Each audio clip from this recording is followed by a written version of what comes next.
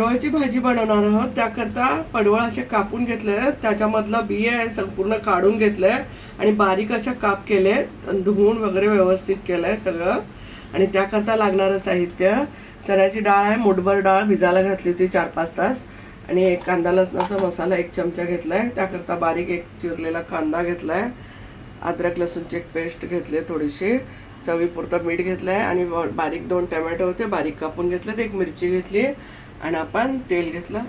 Process पाहूयात कसं करायचं. आपली कढई तापली आहे. आपण काय करूया, तेल घालून 1 मोठा चमचाभर मी तेल घातलंय. कांदा टाकून घेणार आहोत आपण, मिरची पण टाकून घेणार आहोत.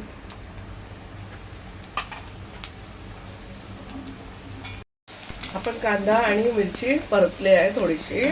त्यानंतर कांदा लसणाचा मसाला टाकून घेतला, अद्रक कोथिंबीरची पेस्ट टाकली आहे.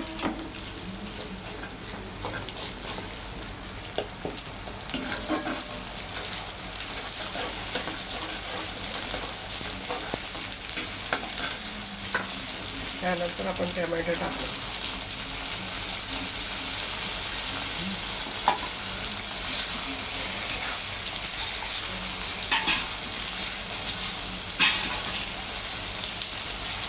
आपण भाजी टाकून घेणार आहोत, पडवळची बारीक केलेली.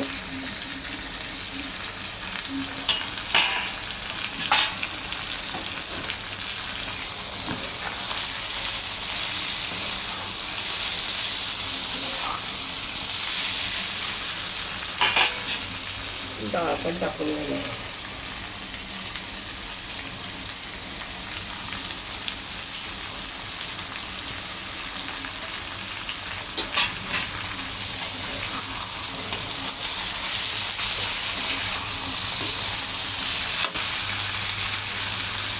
मीठ टाकून घ्यायचं चवीप्रमाणे.